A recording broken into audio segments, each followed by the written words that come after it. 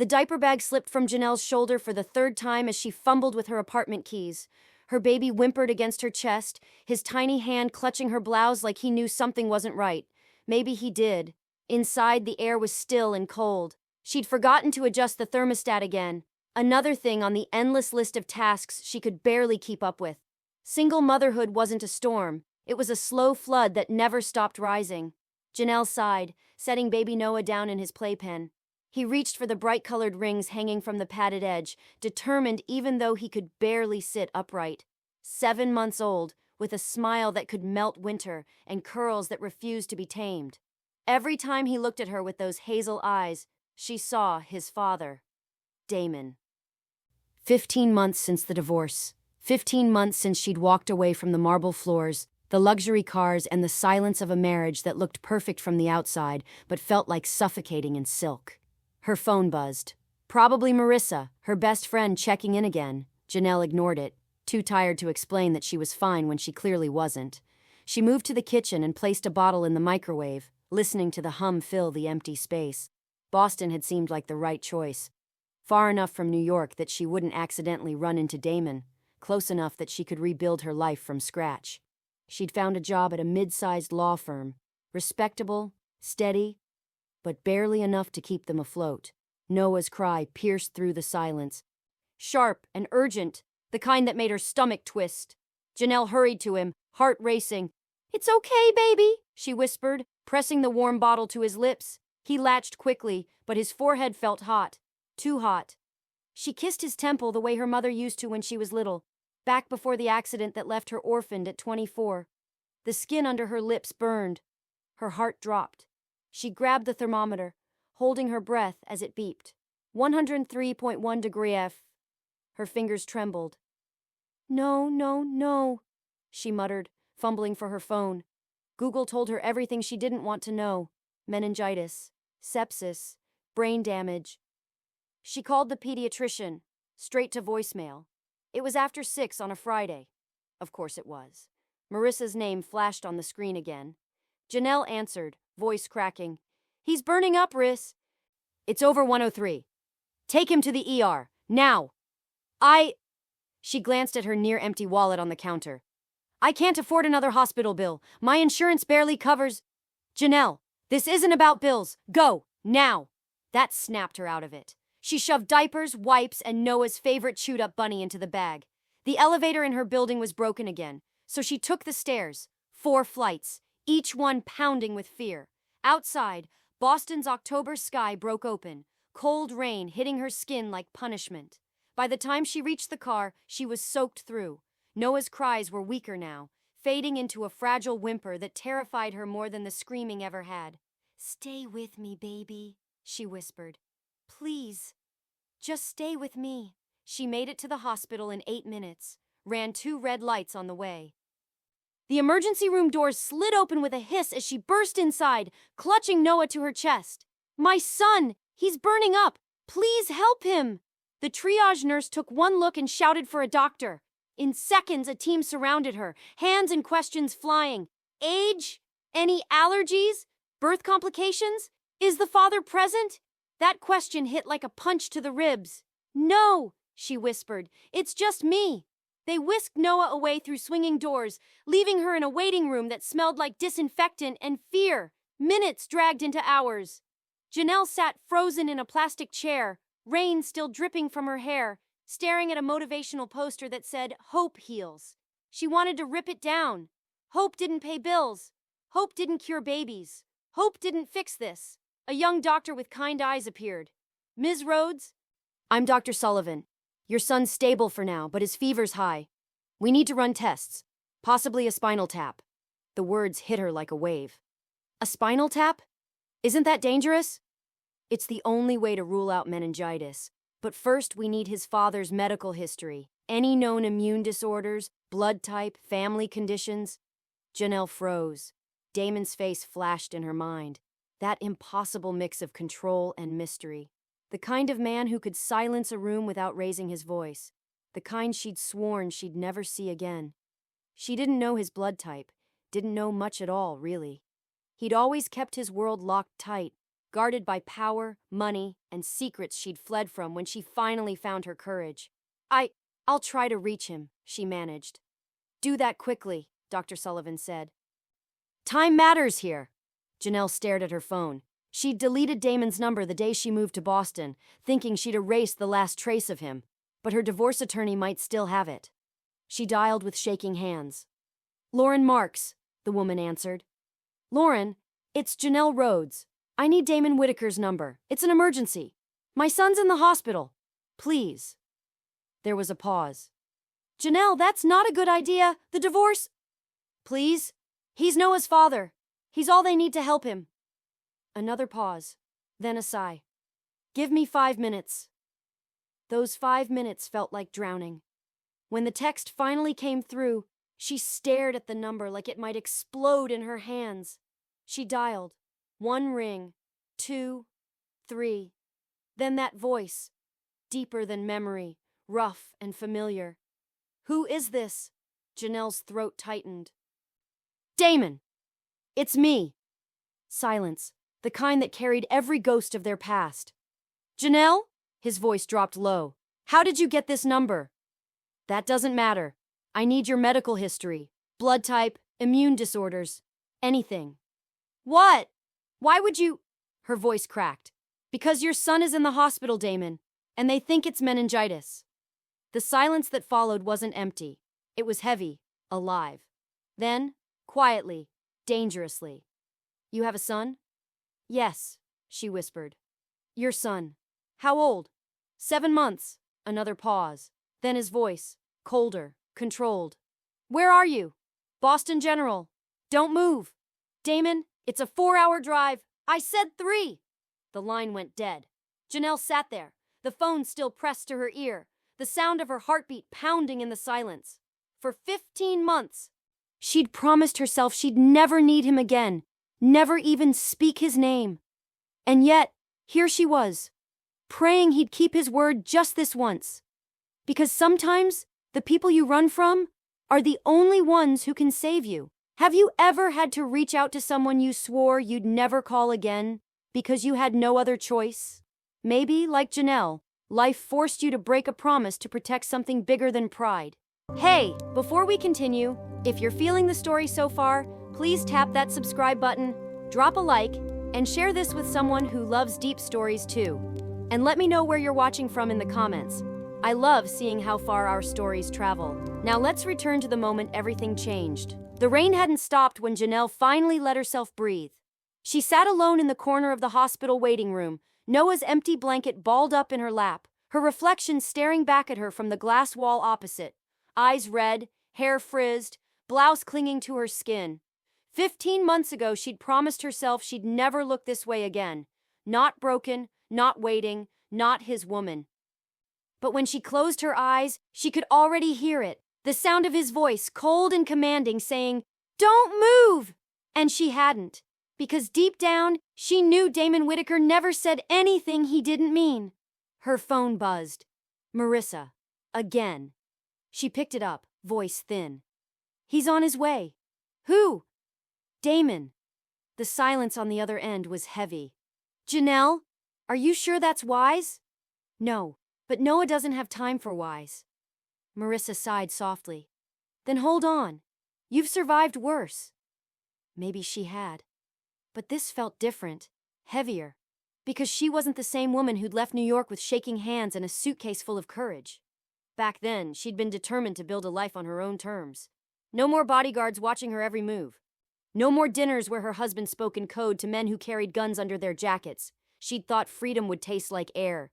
Instead, it tasted like loneliness. The doors to the ER slid open with a mechanical hiss, pulling her out of thought. Every head in the waiting room turned.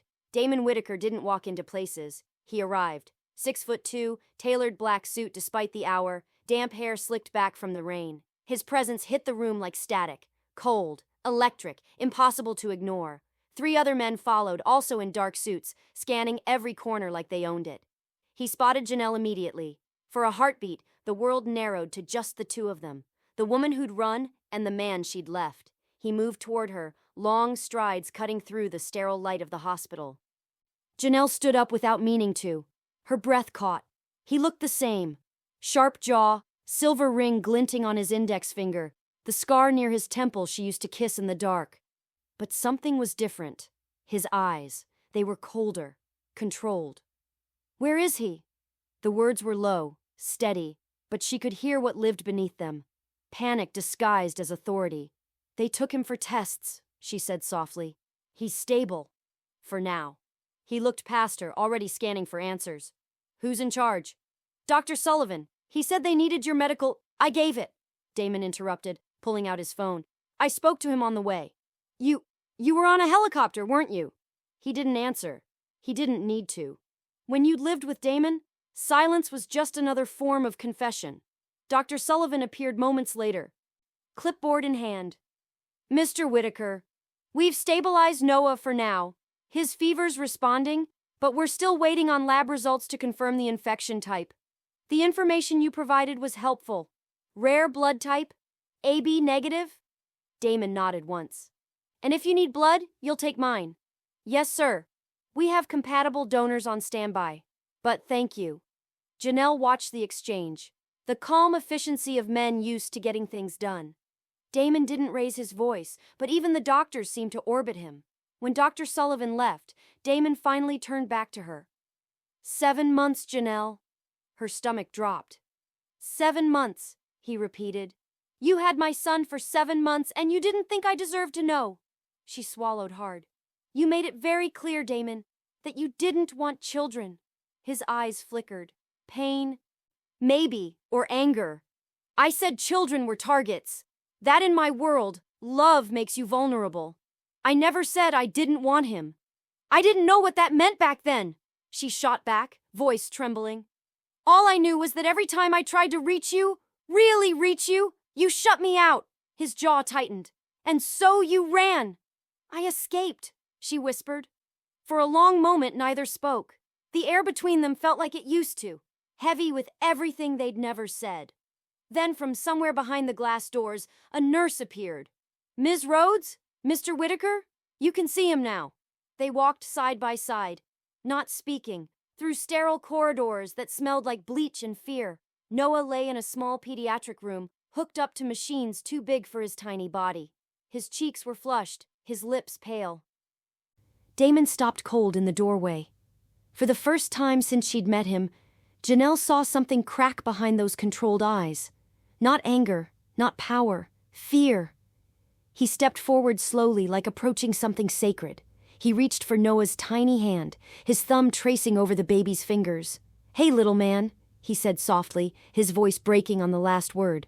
"I'm your dad." Janelle pressed a hand to her mouth. There it was, the thing she'd always known he was capable of, but had never seen. Tenderness. The silence between them shifted, from accusation to ache. A nurse entered quietly, checking the monitors. "He's a fighter," she said with a gentle smile. "Babies like this, they have strong hearts. Takes after his parents, I guess." When she left, Damon stayed still for a long time, his hand never leaving Noah's. Then he turned to Janelle. "I'm not leaving him. Neither am I." Something in his gaze softened, but only for a second. "Then I guess we wait, together." They sat side by side through the night, the monitor's soft beeps the only sound between them. At some point, Janelle whispered, "He has your eyes." Damon's lips curved, just barely. Poor kid. She almost smiled. Almost. And in that moment, in the quiet glow of hospital light and second chances neither of them had asked for, she felt something she hadn't felt in a long time. Not hope, not yet, but the shadow of it. Because sometimes the person who broke you is the only one who knows how to hold the pieces without cutting themselves. Have you ever sat beside someone you swore you were done with and realized you never really stopped loving them? Sometimes it takes a crisis to remind us who we belong to, even when we don't want to admit it. The first light of dawn slipped through the hospital blinds, painting thin lines across Janelle's face. Her head rested against the edge of Noah's bed, exhaustion finally winning over fear. Damon hadn't moved all night. He sat in the chair beside her, elbows on his knees, eyes fixed on the small, sleeping body before him. The last time she'd seen him this still, it had been the night his father died. The night she'd realized there were corners of his life she'd never be allowed to see. Now, as the beeping of monitors hummed between them, those same shadows hung in the air, thick and unspoken. Janelle stirred, her voice low. "You've been up all night." "So have you," he said softly, eyes never leaving Noah. "I didn't have a choice. Neither did I." The words hung between them like a fragile bridge. Then quietly, "He's perfect, Janelle." Her throat tightened. "Yeah, he is. You did this without me." "I had to." His jaw flexed. He didn't argue, didn't scold, just looked at her, like trying to memorize the woman she'd become. The door opened, breaking the stillness. Dr. Sullivan entered with a chart in hand, his tone brisk but careful. "Good news. The infection's bacterial, not viral. We've started him on the right antibiotics. He should be out of danger soon." Janelle's shoulders sagged with relief. Her eyes filled. "Thank God." Damon let out a breath, the kind that sounded like he'd been holding it for years. Dr. Sullivan smiled faintly. "He'll need to stay a few more days for observation." "But he's a fighter!" When the doctor left, Janelle wiped her eyes. "You hear that, Noah? You're gonna be okay, baby." Damon leaned closer to his son, voice barely a whisper. "You scared me half to death, little man." Then, for a fleeting moment, Janelle saw the Damon she'd fallen in love with.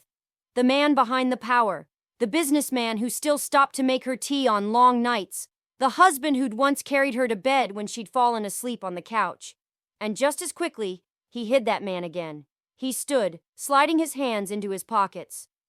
"You should get some sleep. I'll handle things from here." She frowned. "Handle what things?" "The hospital bills. The private care team. I've already made a call." Her chest tightened. "Damon, no." He cut her off, calm but firm. "You don't argue about care when it's your child's life. This isn't about the money. It's about control. You don't get to walk back in and start deciding everything again." His eyes darkened. "I'm not trying to control you, Janelle. I'm trying to protect my family." She laughed, hollow. "Family? You don't get to use that word like it still means something between us." Something flickered behind his eyes. Regret, maybe. Or guilt. It always meant something. Before she could respond, the door burst open. 2 men in hospital security uniforms stepped in. But the way they moved made her stomach twist. Too coordinated. Too alert. Damon's head snapped up. "We're not finished," he said under his breath, then turned to the men. "Yes?" One of them nodded slightly. "Mr. Whitaker, we need to speak with you privately." Janelle frowned. "Who are they?" Damon's expression didn't change. "Associates." But Janelle saw it. The flash in his eyes, the subtle stiffening of his shoulders. Danger. He stepped outside with them. The door closed. Through the glass, Janelle could see his jaw move sharply, his hand slicing through the air. The taller man spoke rapidly, then handed Damon a phone. Seconds later, Damon's entire body went still. Then he turned, eyes hard as steel, and re-entered the room. "You're leaving," he said. "What?" "Pack your things. Take Noah. You're both leaving this hospital today." She blinked. "He's not even discharged yet. Damon, what's going on?" "Don't ask questions you don't want answers to." She stood, anger rising. "You don't get to do this again." "Janelle!" he snapped, stepping closer. The command in his voice made the air tighten between them. "Someone found out about Noah. That's why we're leaving." Her heart stopped. "What do you mean, found out?" He didn't answer, just looked at her with a haunted kind of regret. "You were right to run when you did. I should have made you." It hit her then. The quiet truth she'd never wanted to face. Damon hadn't just been a businessman. He was part of something darker, something powerful. And somehow, that world had found its way to her door again. She swallowed hard. "You think they'll come after us?" He didn't blink. "They already have." Within the hour, a private nurse arrived, followed by 2 men in plain clothes. Damon handled every signature, every form, while Janelle paced the room, clutching Noah close. When the nurse finally wheeled the baby's bassinet toward the elevator, Janelle grabbed Damon's arm. "Where are you taking us?" "Somewhere safe. I'm not going anywhere until you tell me the truth."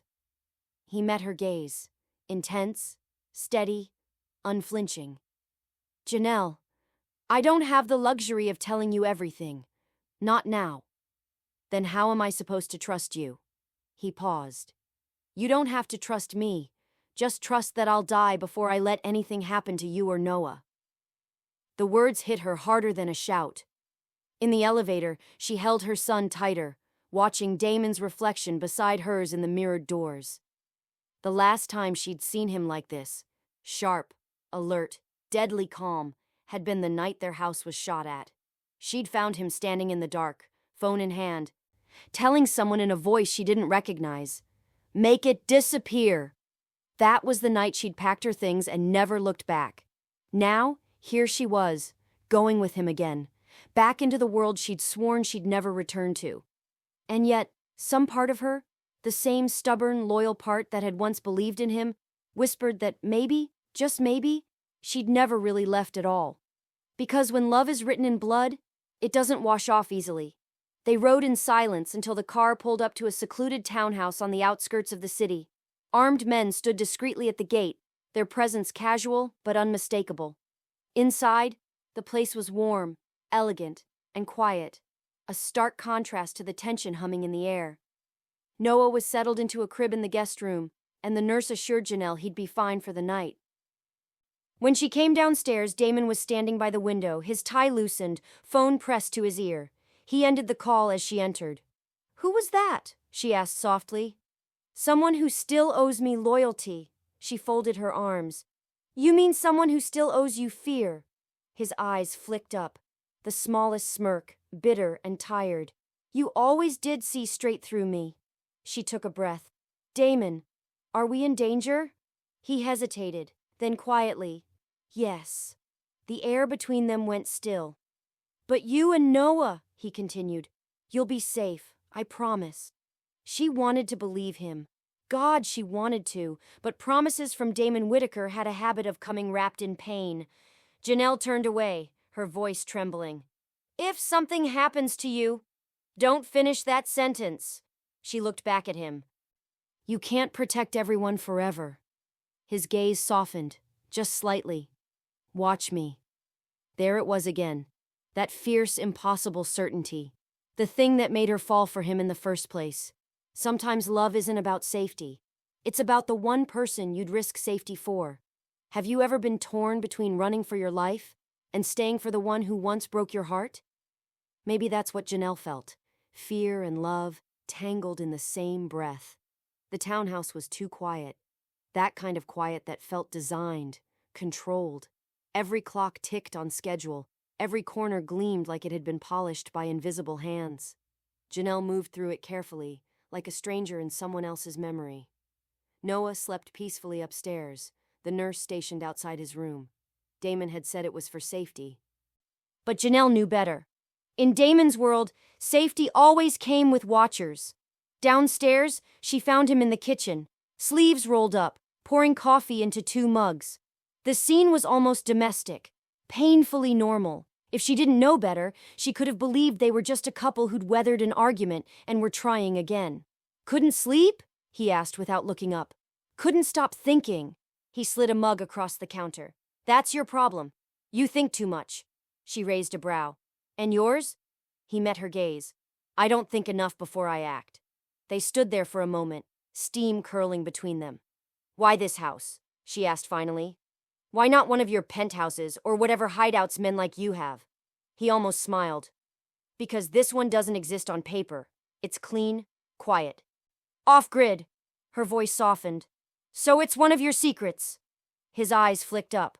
"Janelle, you don't want to know how many secrets I've had to keep." "I do." "No," he said quietly now. "You really don't." He turned away, but she caught the briefest shadow on his face. Exhaustion. Guilt. The kind that doesn't come from loss, but from choices. Something in her chest twisted. "Damon," she said carefully, "what are we running from?" He didn't answer immediately. He took a slow sip of coffee, like buying himself time. Then finally, "A name you don't need to know. Someone who once stood where I stand now." Her voice dropped. "Someone like you?" His jaw tightened. "Exactly like me." She felt her heartbeat pick up. "What does he want?" Damon's gaze met hers, steady but tired. Not what? Who? The air left her lungs. Noah? He doesn't know about Noah yet, but he knows about you. Janelle took a step back, the mug trembling in her hand. Because of you. Yes. The honesty was a blade. She set the mug down, unable to look at him. You said you were protecting us, but you're the reason we're in danger. I know, he said simply, and I'll fix it. She laughed bitterly. You always think you can fix everything, Damon. That's your curse. He took a step closer. And yours is thinking I never tried. That silenced her. For a long moment they just stared. Years of love and anger folded between them, too fragile to touch. Then, quietly, Janelle said, What's his name? Rossi, she frowned. Italian? He nodded. Old world. He used to be my father's right hand before he decided he wanted the throne for himself. Her voice wavered. Throne? Damon exhaled. My father built an empire, Janelle. Not a company. An empire that dealt in shadows, money, power, loyalty. And when he died, everyone wanted a piece. Rossi was one of them. I thought I could keep it clean when I took over. But there's no such thing as clean power. Her stomach churned. So the man coming after you is... what? Revenge? Control. Damon's tone went flat. He's trying to finish what he started 15 years ago. And now that he knows I have someone worth losing, he'll use that. Me. And Noah. The words landed heavy between them. Janelle's hands shook. She turned away, pacing the kitchen. You brought this into my life, Damon. I told you when I left. I wanted peace. I wanted my child to grow up without the shadow of... He caught her wrist gently, stopping her mid-sentence. His voice was low, steady, and heartbreakingly sincere. You think I don't want that too? You think I don't wake up every morning praying the world would leave me the hell alone? Her throat tightened. I didn't ask for this life, he continued. But I inherited it. And every time I've tried to walk away, someone I care about ends up buried. He let go of her hand. I won't let that happen to you. Janelle wanted to hate him. But standing that close, with his voice cracking just slightly, she couldn't. Because beneath the danger, beneath the empire and the guilt, was the same man who used to press his forehead to hers and whisper, You're my peace, Janelle. Only now, peace felt like a myth. She turned back to him slowly. So what happens now? Damon took a deep breath. Now we wait. We make it look like you vanished again. My men will handle Rossi's people. You mean kill them. His silence said enough.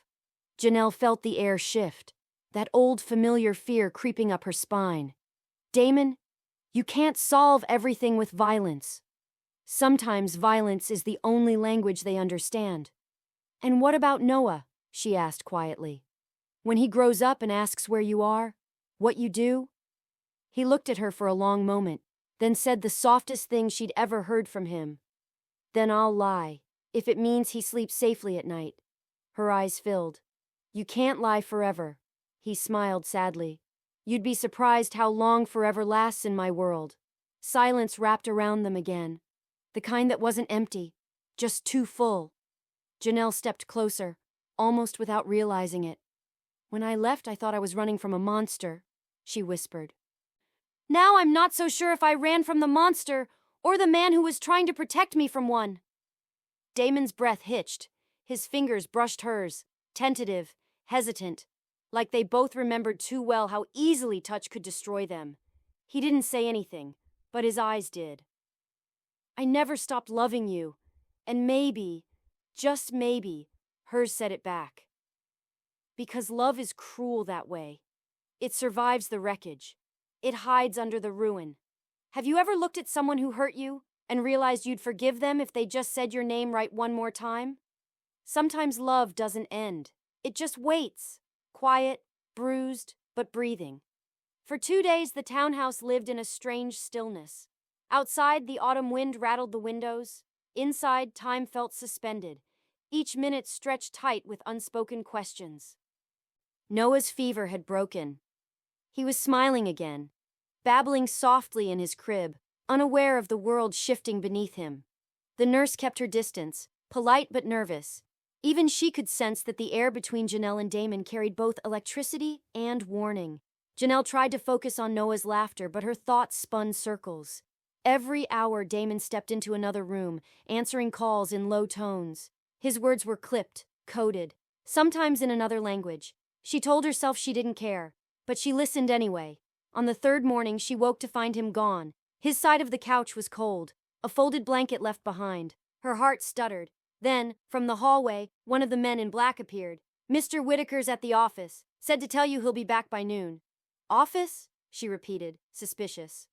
He didn't elaborate, just nodded and left. Something inside her snapped awake. She wasn't that same woman who waited quietly for Damon to come home to half-truths. Not anymore. When noon passed and he still hadn't returned, she made a choice. She slipped out quietly, leaving Noah with the nurse. The guards outside didn't stop her. They assumed she was heading for a walk. She didn't correct them. Boston's air bit at her skin as she walked down the street, heart hammering. She didn't know exactly where she was going, only that she had to know. She took a cab to downtown, to the address she'd once seen on one of Damon's old envelopes, Whitaker Holdings. The building was all glass and chrome, mirrored walls that hid more than they reflected. At the reception desk, a man in a dark suit smiled politely. "Good morning, Ms. Rhodes," she said. "I'm here to see Damon Whitaker." He tapped at his computer, then frowned. "Mr. Whitaker's in a private meeting. He left orders not to be disturbed." Janelle leaned in. "Then maybe you can disturb him for his wife." The man blinked, and that was all it took. 2 minutes later, an elevator key was turned, and she was escorted upstairs. The top floor smelled like expensive leather and tension. Voices drifted through partially open doors, men talking fast, too sharp for business, too careful for honesty. She followed the sound until she reached a conference room at the end of the hall. The door was slightly ajar. Damon's voice. Cold, controlled. "If Rossi moves another shipment through the harbor, cut the deal. We'll control the docks by the end of the month. I want every name on payroll vetted." "No leaks," another man's voice. "And the senator's contribution?" Damon. "Handled. He'll vote our way. Everyone does eventually." Janelle's pulse thudded in her ears. She pushed the door open another inch. There he was, her husband, standing at the head of a mahogany table, surrounded by 6 men in tailored suits.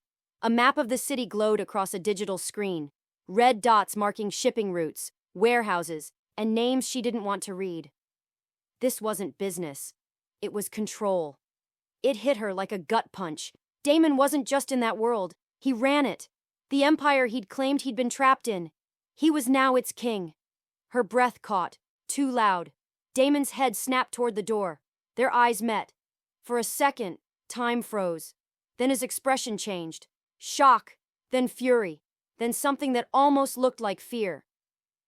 "Everyone out," he said quietly. The men scattered without a word.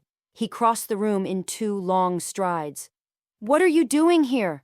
Her voice trembled, but didn't break. "Looking for the truth." He exhaled sharply, running a hand through his hair.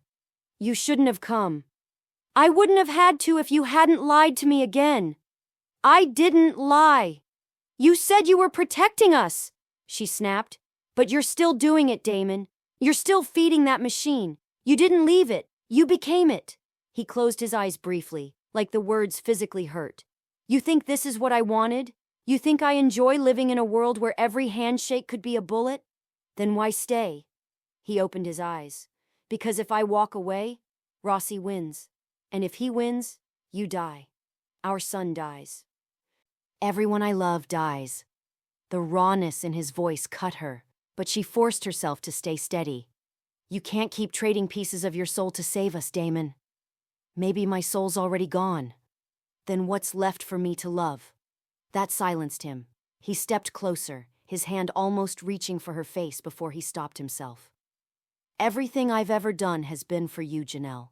She shook her head, tears threatening. "No, you did it to me. You turned love into a war I never agreed to fight." He looked like a man unraveling, controlled on the outside, breaking on the inside. "If I could change it, I would. But I can't undo what I've built."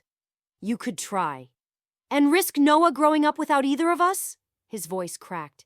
"If that's what it takes, I'll be the villain in your story." She stepped back, chest heaving. Then maybe I'll write my own ending. Janelle turned and walked out before he could answer. The elevator doors closed, sealing the silence around her. Her reflection in the mirrored wall looked foreign. Eyes red, jaw tight, heart somewhere between anger and heartbreak. She whispered to herself, "You can't save a man who doesn't want saving." But the truth that followed her down the elevator shaft was worse. She still wanted to try. Back at the townhouse, she found the front door unlocked. Her pulse jumped. She hurried inside. Noah was gone. The crib empty, the blankets thrown aside. The nurse lay unconscious on the floor. Janelle's scream tore through the house. "Noah!" Before she could reach the phone, it rang. She grabbed it. "Hello?" A man's voice, smooth and unfamiliar.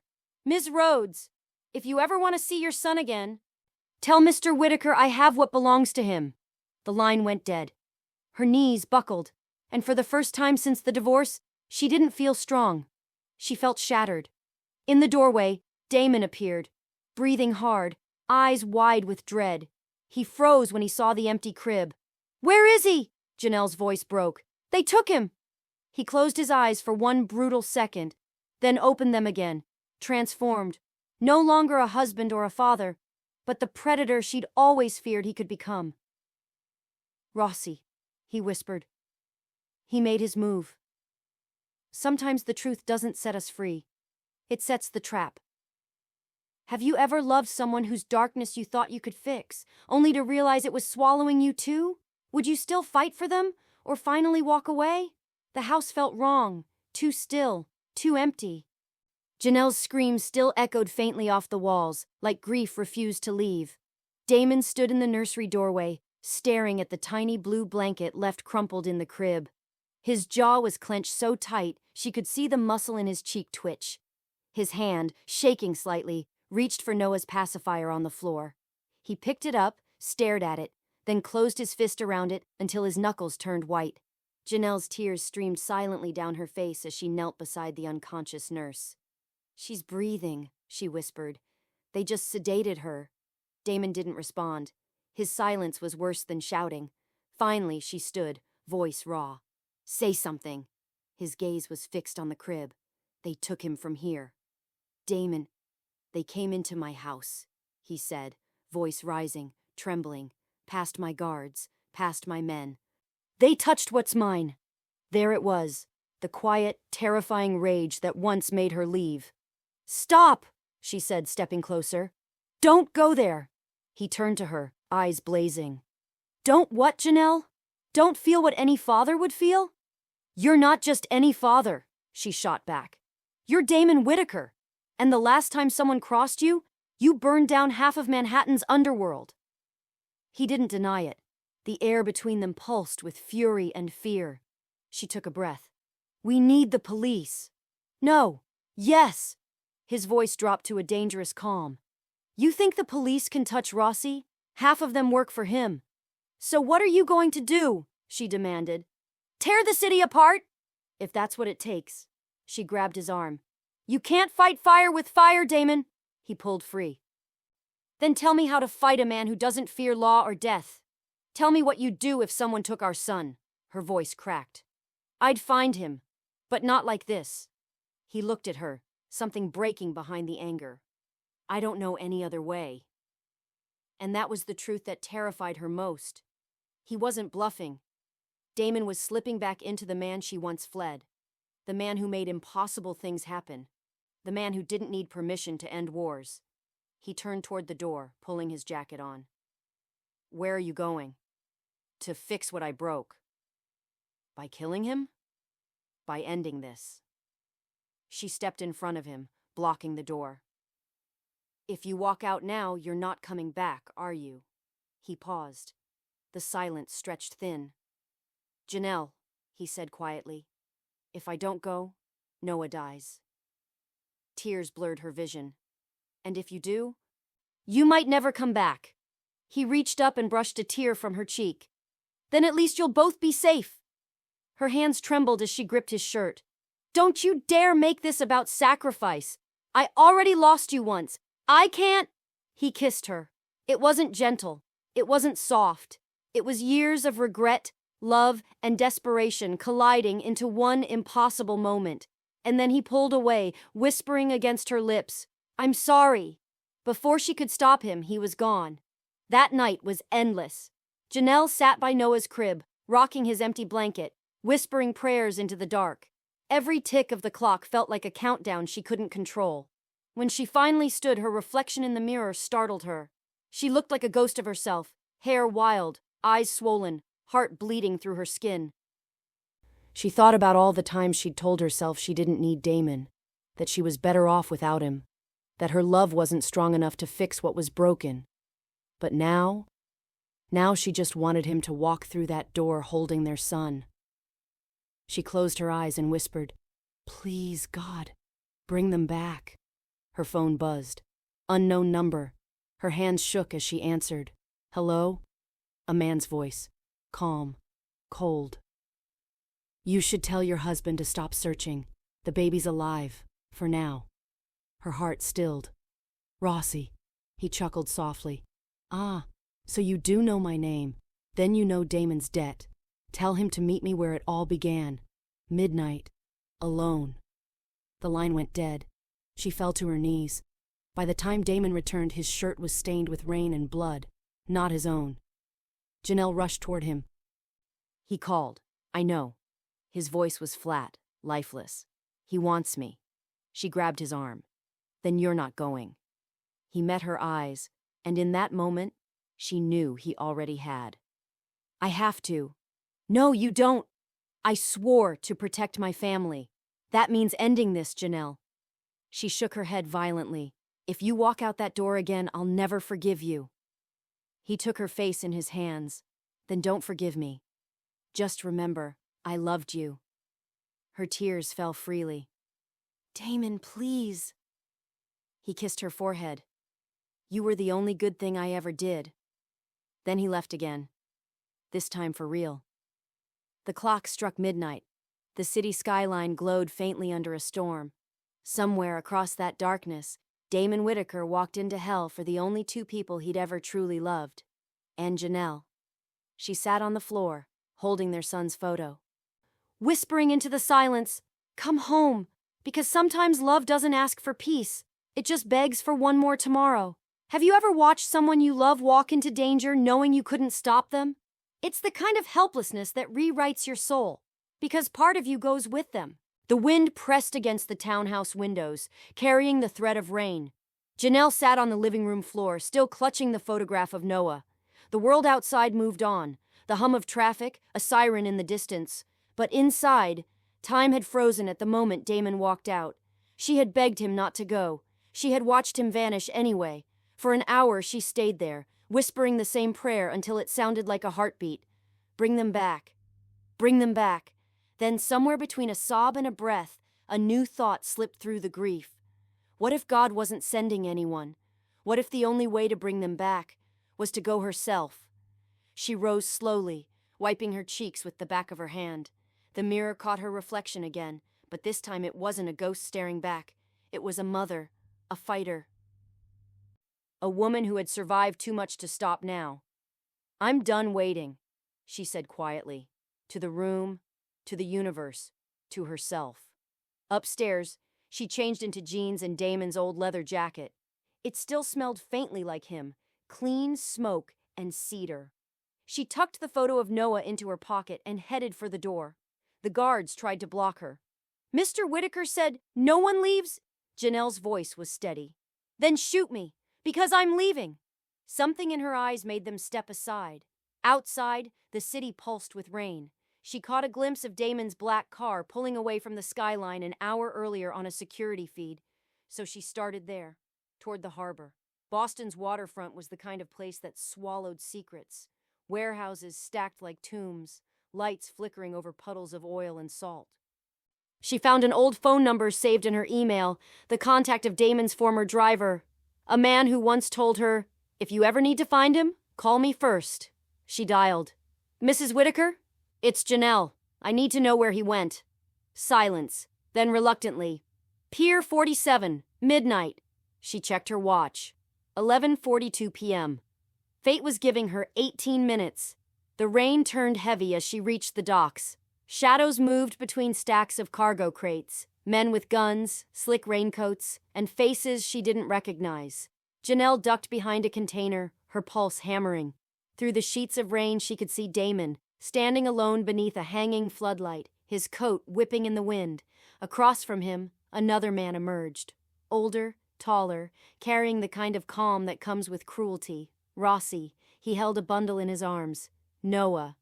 Janelle's breath hitched so violently she almost gave herself away. The baby was crying, muffled against Rossi's chest. Damon took one step forward. "You hurt him, and you die before you hit the ground." Rossi smiled. "Still making promises you can't keep. You took my son. You broke the rules. The rules changed when your father died. I changed them back." Rossi laughed softly. "You think you're your father's heir? You're a lovesick fool playing house with a woman who doesn't belong in our world." Damon's voice was low, lethal.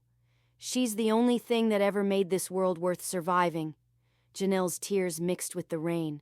Then Rossi pulled a gun from his coat and pressed it against Noah's tiny shoulder. "Put your weapon down, Whitaker, or I end your legacy before it begins." Damon's hand trembled, but he lowered his gun slowly. That was when Janelle moved. She burst from the shadows with a scream that ripped through the night. "No!"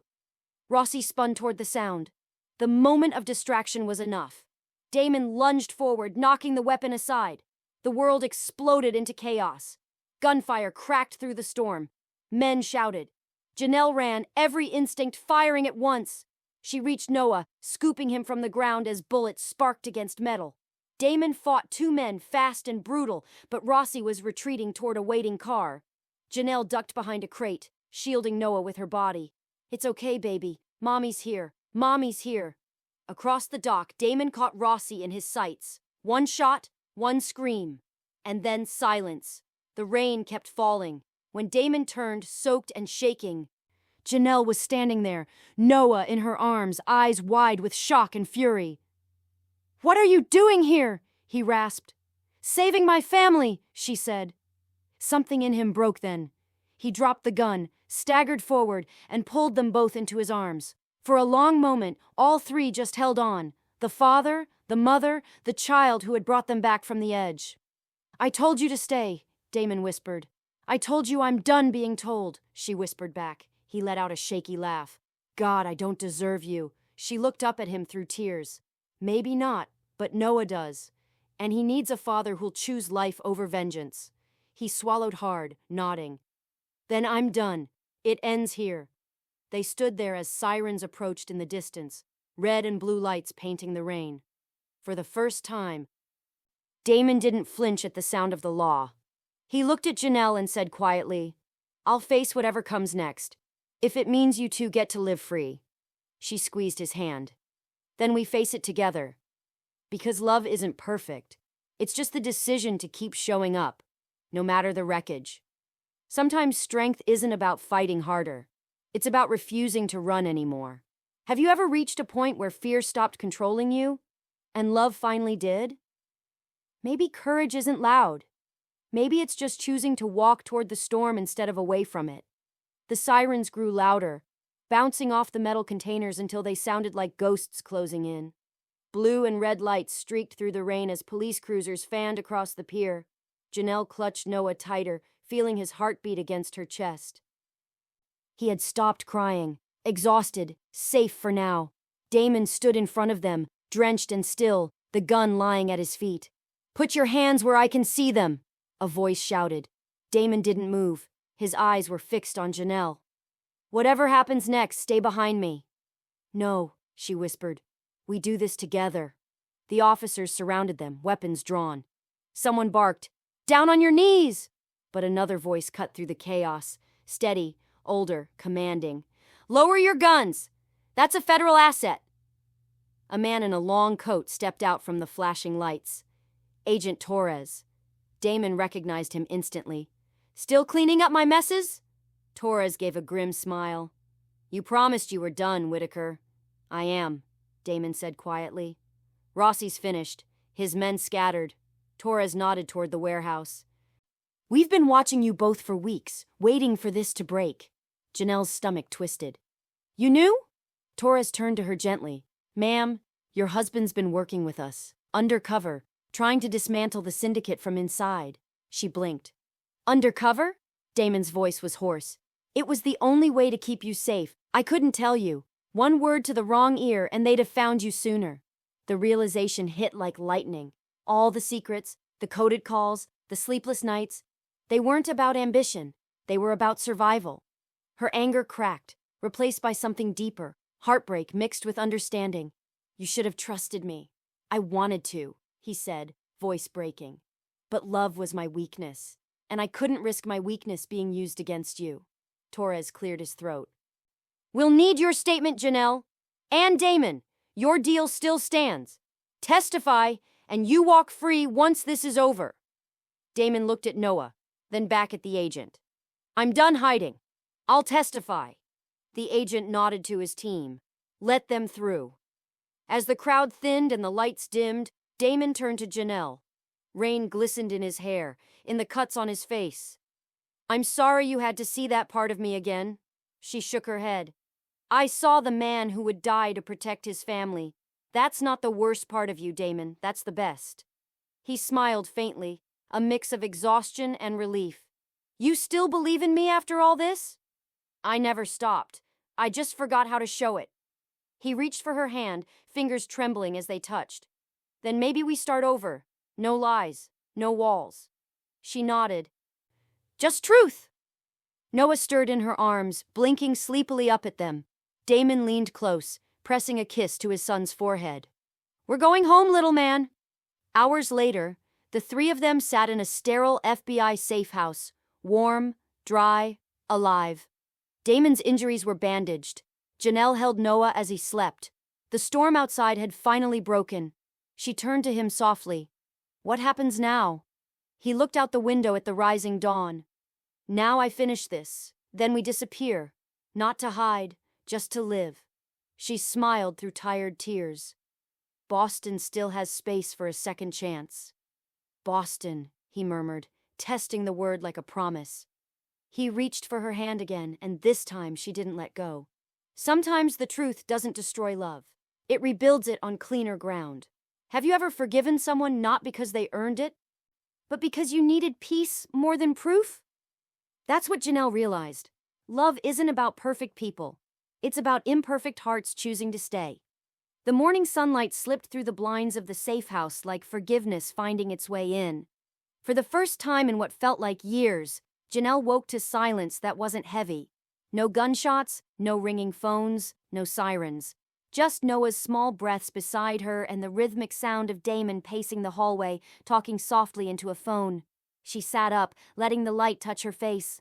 Her body still ached from days of adrenaline and fear, but her mind felt oddly clear, like the world had stopped spinning long enough for her to breathe again. When Damon came back into the room, he looked different. Tired, yes, but lighter. As if setting down something too heavy to carry any farther. It's over, he said quietly. Torres confirmed Rossi's network collapsed overnight. The rest surrendered. Janelle studied him. And you? I'm testifying next week. Then I'm free. He smiled faintly. Truly free this time. She reached for his hand, threading her fingers through his. Freedom. It sounded fragile, almost unreal. Where will we go? She asked. Anywhere you want, he said. A place where Noah can run without guards watching the fence. Somewhere small, maybe by the ocean. You always wanted that. She smiled, remembering. A porch swing and a sunset view. And you reading to Noah while I burn dinner? He added, chuckling softly. The laughter came easily, surprising them both. 2 weeks later, they drove north. Boston faded behind them, replaced by winding roads lined with crimson trees. Noah babbled in his car seat, clutching his stuffed bunny. Every sound a reminder that they'd made it. Their new home sat on a hill overlooking the sea, a weathered cottage that smelled like pine and salt. There were no guards, no tinted cars, just peace. Damon unpacked slowly, still adjusting to simplicity. Janelle hung a photograph above the mantel, Noah between them, sunlight spilling across their faces. It wasn't perfect, but it was real. That night, after Noah finally fell asleep, They sat on the porch wrapped in a blanket, watching the tide roll in. Damon broke the silence first. Do you ever regret it? Us? Janelle shook her head. No. I regret the fear, the secrets, but never you. He turned toward her. You could have chosen easier love. She smiled softly. Easy doesn't make you grow. Besides, I didn't choose chaos. I chose the man inside it. He exhaled, his shoulders loosening as if her words untied something deep inside him. Then quietly, You saved me, Janelle. She looked out at the horizon. No, we saved each other. The sky was a watercolor of pink and gold, and for the first time since she'd met him, Damon Whitaker looked at peace. Later, when she tucked Noah into bed, Janelle whispered, You're safe now, baby. Daddy kept his promise. The little boy stirred, smiling in his sleep. She stood there a while, just watching him, realizing how far they'd come, from fear to faith, from survival to serenity. Love hadn't destroyed them. It had rebuilt them. Outside, Damon called her softly. She joined him on the porch, leaning into his shoulder. The sea breeze carried the faint scent of rain. He pressed a kiss to her temple. Do you think we get to keep this? She smiled. Only if we remember what it cost. He nodded. Then I'll never forget. They stayed that way until the stars came out, quiet, content, whole again. Because sometimes the greatest victory isn't revenge or redemption. It's finally being able to sit in peace with the person you once thought you'd lost forever. When everything finally calms after a storm, do you let yourself rest, or do you keep looking for thunder? Maybe peace isn't something we find. Maybe it's something we choose, every single day, even when the past keeps whispering. What would you choose if life handed you a second chance? Thank you for watching this story to the end. If you enjoyed this story, you will surely love the next one. It's as crazier and more intriguing as you can ever imagine. So do check it out. Click on the image showing on your screen right now to watch the next one.